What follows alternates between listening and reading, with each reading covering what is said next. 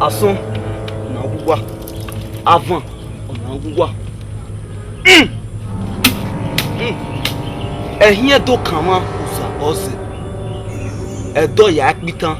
Raya no wo khamie o ya knunisa. O ga yeri gban knunisa. O isan ya ya ri valo. Kwa ke mal pati e. Saka saka ila wa pe. Na ne mi kam da na ti le sunu mama na wo wi amu me. Wa to pe o mare ne. Wa to pe do ma wa. Mare ne. Do mare ne. Wa bokian. Mama ya fefefe imwa me ya ona do te kupa. Eso paro ni ya fi wagari. Wakiana to buwa ya same. Wagari same ni re, wari sanya iyan wa ke vinya pa. Wagari vinya se eken wa vinya ji. Eme okpa ni kan mu wa wakianta. Wagari pa iko ki fe kwa ja. Wagiagba. Ya ko.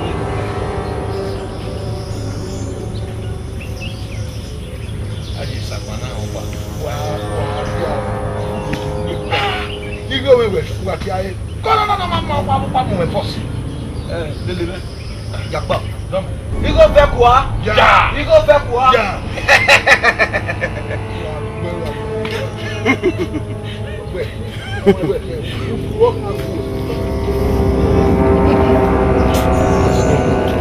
Pardon. Eu, a ver se fina. E a uai ima do balo yina. Como falei, babá que me mariere. Bom, com a guimena.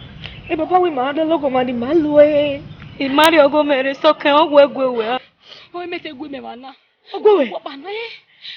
Vai a lue na. Pode vir na ya na é na me que na lue.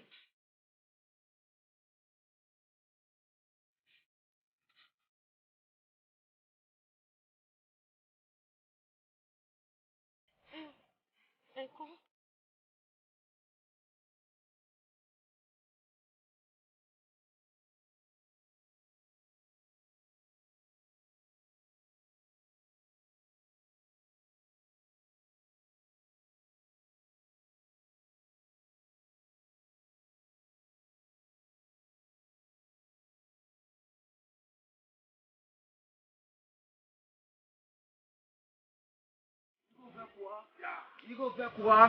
You go back quoi? You go back quoi? Yeah. You go back quoi? You go back quoi? Ebe no se na. Wa gbe. Pascal Guna.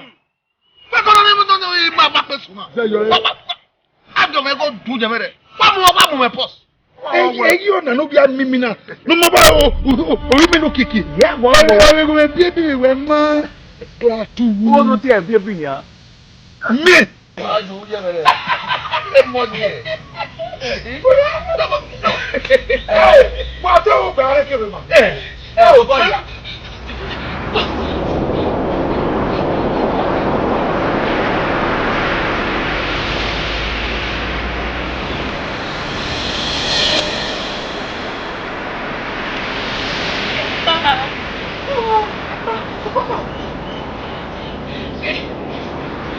ma do body. Oh, we are now. You know that you might go. Hey, Mamma mia. Me na yi na me na dia. I saw her na. No for nothing go give. What got get over?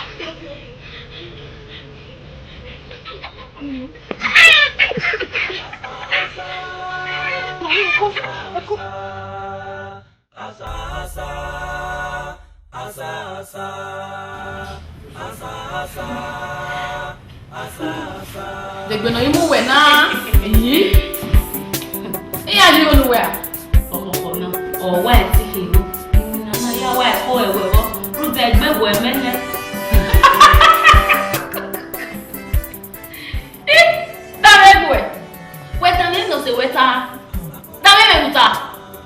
That is game with where I get we. If you are there, you go to everybody. Hey, that's all you. The wrong side, you're going to be Nina papa no wagwa kana why dia yira go why dia bulu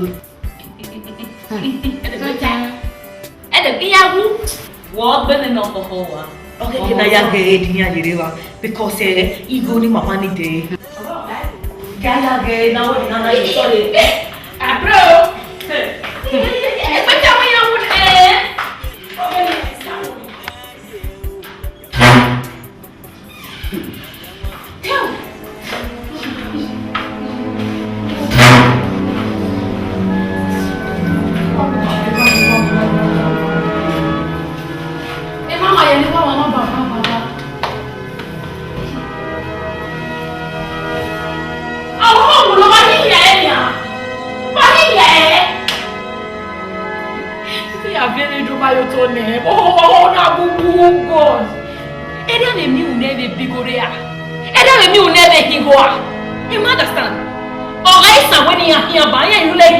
then you have to go there, come again here. The range of passport we have. Me tell order you feel it 2013 when you are moving. In our work or na wa eti wa be. No na the plans you have ya wa. In fact,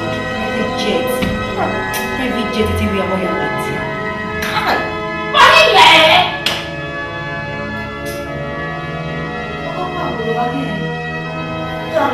That's it, Musano. Ya wale dino kuko na ya we chicken and chicks.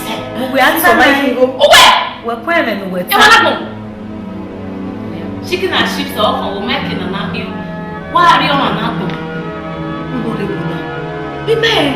Anyone knows you win. You might if you go. Jesus. Hey, we need you back when you baby. Me I will wait. Now I feel like Quada or something. Or I will talk with it. And then imagine I did the woman. I had coffee in your boy. You can only come over filial. They have no use. Yeah, I'm sorry.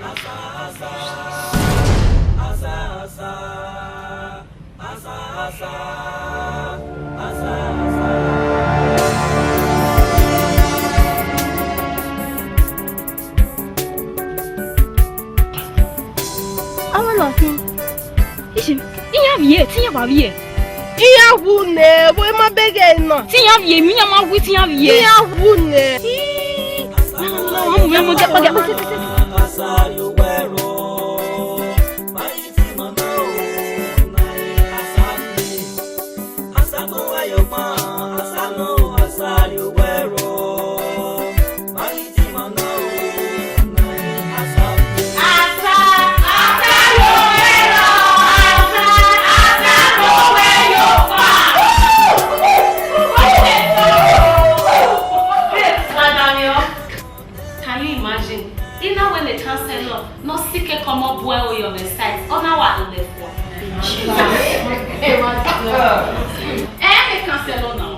because you dey play now. You know how we play your game. You know they deliver. I don't understand though. Babe. Oh, we are in the signature me or a different way. That means every other girls is counterfeit. Babe, who that one, man? I mean, guess in the royal and now we Miami. What's that? Yes, you know. Babes, one man trust in ya. You tell Lena, you work here, one man. Okpa no yo izun down. Una bele yo gwero. O se no yo gwero. It's not a joy.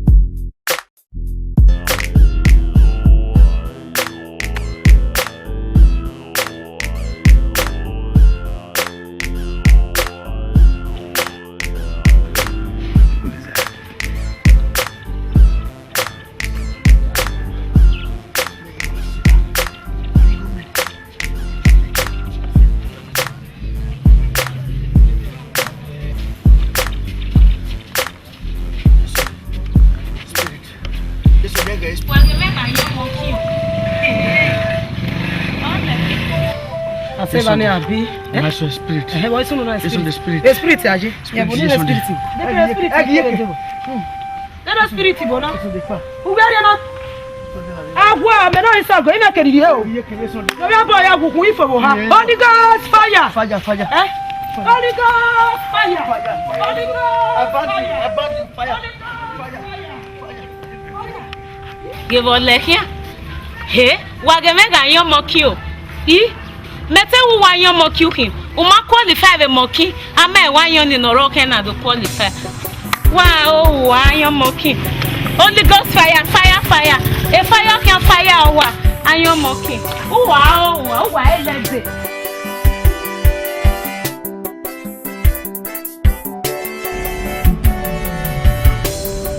Mama. Baby. Hey, when I was sitting at mommy me, oh, imi ari awe wana. Me mwe biki bine ya mamwe. Umwegbe. Hey, na wow. Ikawari we are Dubai. Yes. Oh my God. For just a little shopping. Hey. Yes. Oh, I'm so happy. Maga ikiwani re. Iri we are here. Ntunero. In Brazil. Brazil. Yeah, I mean. Me. So far we was sitting at mommy me. Oh baby, me ya sini I love you. Hey, he may do. He can't take quick away better. Oh, when I want to. Ha. Oh, you may go me. Baby, love you, baby. Yeah, me meow. We me dere. Oh God. Thank you, baby. Oh, no, see now. He can really allow me to talk as a senator. He are you really big here. You know, ya sini I like you. Agba will mock him, man. He trust you, eh? Mademoiselle, tu es jolie there. Tu es trop jolie. You are so beautiful. I never knew you were so beautiful this way. Anyway, what I say, mademoiselle. I did not put my picture on Facebook. What's the one I get? You don't know. C'est vrai. The last time I came to Nigeria, Benin was not as beautiful as this way. You came to Benin before? Who can you done here? Yeah, they have venu ici. We are venu faire mariage ici. Why I have come here before when I came to marry my wife here. Yeah. The girl you want now, what the girl? Oh, voilà, let's say. Elle m'a volé comme ça, elle m'a volé tout. She duped me, I ran away with my money. The girl can me laughing. Oh, Zvonu mokbe, ije o baba. When my camera ba moto we wanda na. No when I na ko se no gbon, when I afia mo fepo, imu ye po be. E dala we ya imu pa, we wu na ugbu we de kuna. What? Tu dis quoi? Pourquoi il pas parler? Pourquoi il pas parler? Tu sais que tu penses que j'étais comme papa quoi? You think I don't understand what you are saying? Huh? You think I don't understand your language Benin? Jesus. So you were say? Oh Jesus.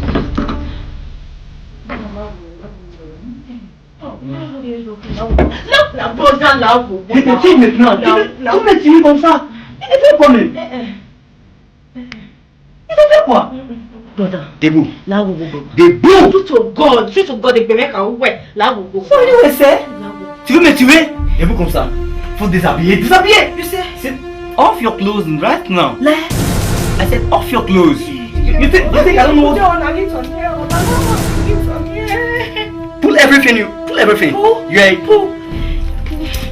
You think? You're in Nigeria. I go pull. I pull it. Nigeria, c'est joli. Joli Nigeria.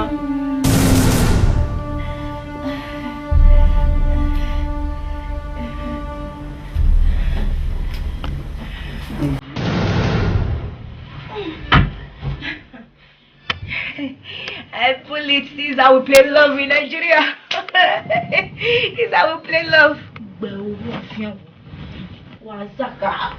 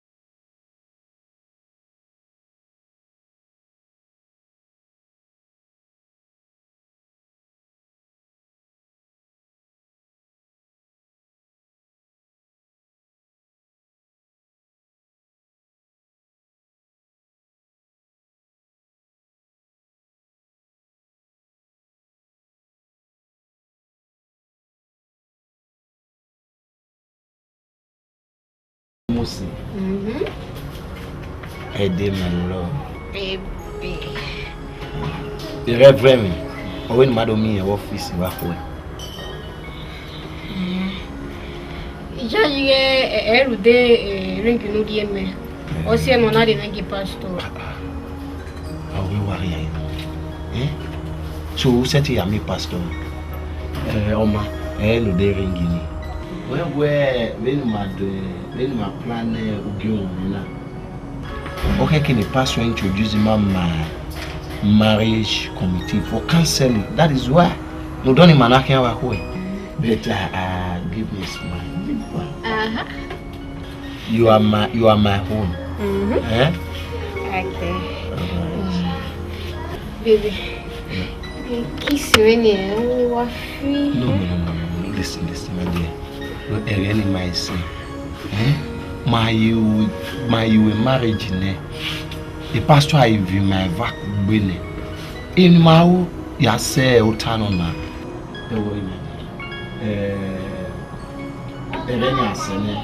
Not where you have it. But now what? So yeah, prayer meeting. Give me a smile now.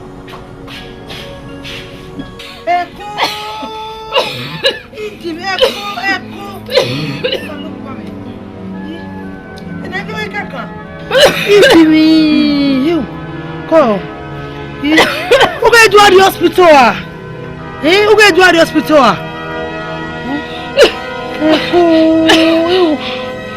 Agbo. In the hospital. Agbo. Yeah, Agbo. Ya lagbo. Ye lagbo do fi edoko yaro bai. Eko you. Salo ko wa de ti bo de ti meti temu o. Bagbe. Agbo soke. Soke yo ne.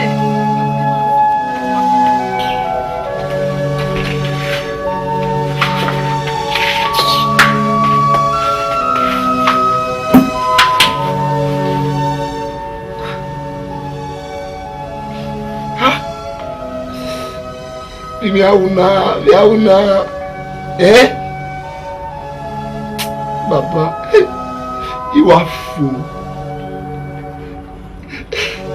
You want yes, everywhere. Imana mwigo yoku. Ilo yeke. Give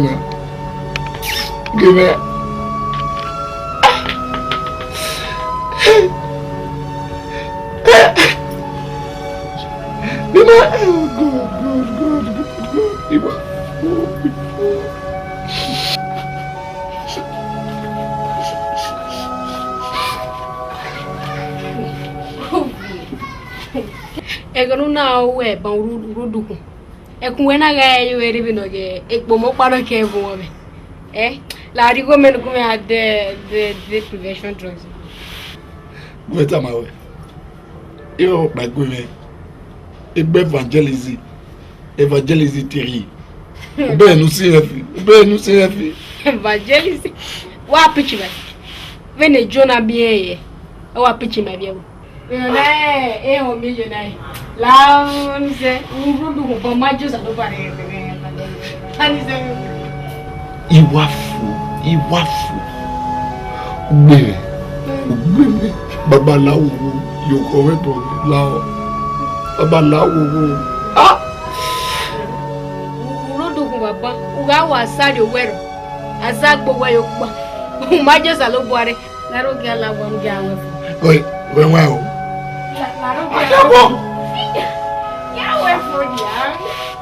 When it's I bound you in Jesus' name. Get behind me. Esu. Mama, in what way here? I went on again. Now, you are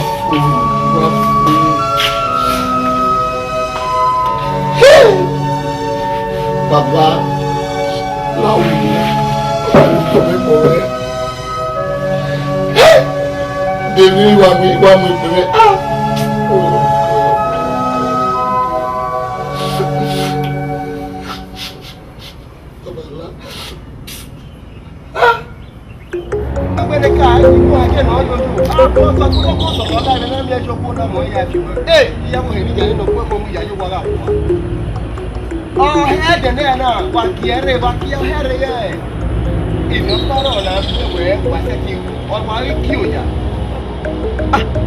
what were they? Me fa keke ni didi la spirit wa ku me here o le ya baba nu la gogo nu ni me fa baba. Hey, mo to me bere gbon ye o du bi pa mo ye ki yara wa o pa bi sayo ta o pa o no ugbo wa se ti se mo na ni egwa me se iga we no keke mami o gba na ku no wo ye na we ya ka me wo fun mo go rieva wonya iya iri o wa yo bo no ri ese ya sameri me no kwa mo na rame e ki akezere papi gba e o gba ni emi o gba we yeye o e o gba Mete mama ne ku no. O ma no ri ahin. O ma no yede. Wa do we yo he na nya arun ga we. E na ti ne gbe. Wa do hu ne uga bo. Uga de. Uga me de uga be de me. Eri o no. Wa do hu na ne. Wa do mi bo ne we mi he ne. Nda me ti ne gbe yeye. Uga do uga be de me. Bala! Bala! Yeah, what can I say? Where? Oh, you do it as you.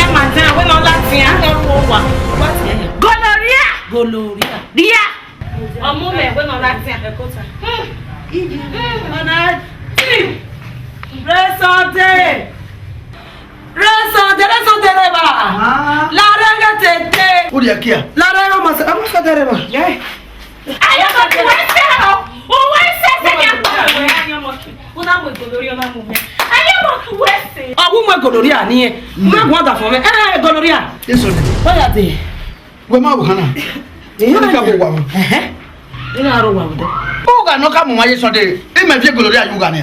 Hero. Who are you Sunday? You are going baby Gloria no Canada. For me. Something back with me. Oh, you are there now Sunday. So I'm going to go now, Canana. Hey, Gela. For your wife, you never tell the guy. I am okay. Erika, a Bavarian, okay. It's better not to put me out there. Madame,